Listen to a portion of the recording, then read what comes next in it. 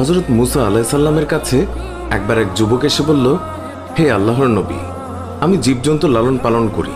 আপনি দয়া করে আল্লাহর কাছে দোয়া করুন, যাতে করে আমি তাদের সুখ দুঃখের সকল কথা বুঝতে পারি আর উপযুক্ত ব্যবস্থাও নিতে পারি।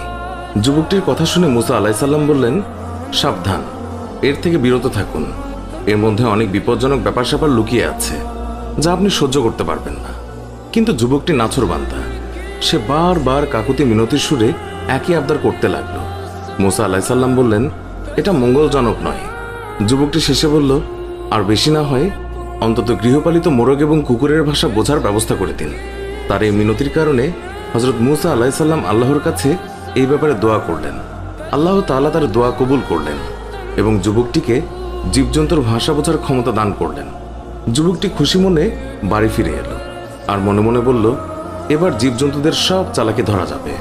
পরদিন ভোরে যখন বাড়ির হাঁস মুরগি ছেড়ে দেওয়া হলো, তখন সেই যুবক মোরগের কথা শোনার জন্য বারান্দায় এসে বসল। বাড়ির কাজের মেয়ে রাতের বেঁচে যাওয়া রুটির টুকরো উঠোনে নিক্ষেপ করল। কুকুরটিও কাছেই ছিল। এই সময় মোরগটি ঝাপটি মেরে রুটির টুকরো মুখে পুরে নিল। কুকুরটি প্রতিবাদের সুরে মোরগকে বলল, রুটির টুকরো আমার ভাগে ছিল, তুই নিয়ে গেলি কেন? উত্তরে মোরগ বলল, একটু সবুর করো, অবস্থার দ্বারা বুঝতে পেরেছি কালকেই আমাদের মনিবের সুন্দর ঘোড়াটা মারা যাবে, তখন তুমি মজা করে তার গোশত খেতে পারবে। বারান্দায় বসে থাকা যুবক মোরগের কথা শুনে চিন্তায় পড়ে গেল।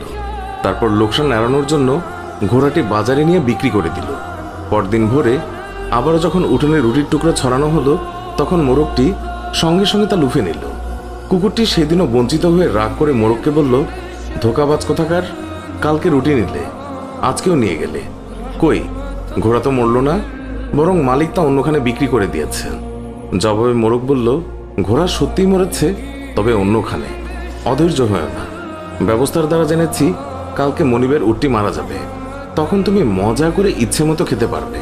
উটের মৃত্যুর কথা শুনে মনিব পেরেশান হয়ে গেল আর তৎক্ষণাৎ তা বাজারে বিক্রির জন্য পাঠালো এবং নিশ্চিত ক্ষতির হাত থেকে বেঁচে গেল। পরদিন ভোরে আবার রুটি ফেলা হলে সঙ্গে সঙ্গে মোরগ রুটির টুকরো সে লুফে নিল। কুকুরটি আজও ব্যর্থ হলো। তখন সে তাচ্ছিল্যের সুরে মোরগকে বলল, তোকে বড়ই প্রতারক দেখছি, প্রতিদিনই আমাকে ধোকা দিচ্ছিস। মোরগ বলল, ধৈর্যহারা হয়ে না হে বন্ধু, কাল দেখবে মনিবের গোলামটা মারা গেছে, তখন শিরনি ইত্যাদি করবে, তখন গোশত পোলাও ইত্যাদি অনেক কিছুই তুমি খেতে পারবে। মনিব মোরগের কথা শুনে বেচেইন হয়ে গেল। সে তড়িৎ গোলামটাকে অন্য একজনের কাছে বিক্রি করে দিল এবং বিরাট ক্ষয়ক্ষতির হাত থেকে রক্ষা পেল। আর মনে মনে ভাবল, এই জীবজন্তুর ভাষা বুঝে ভালোই উপকার হলো, এতে অনেক ক্ষতি থেকে বাঁচা গেল। কিন্তু এতে যে জেনে বুঝে অন্যকে ক্ষতির সম্মুখীন করা হলো, সে তা চিন্তা করল না। চতুর্থ দিন ভোরের কথা, রুটির টুকরো আজও এক লাফে লুফে নিল মোরগটি। অসহায় কুকুর রাগের চোটে মোরগকে গালাগাল করতে লাগলো। মোরগ তাকে সান্ত্বনার বাণী শুনিয়ে বলল, হে বন্ধু, একটু ধৈর্য ধরো, কাল দেখবে মনিব নিজেই মারা যাবেন।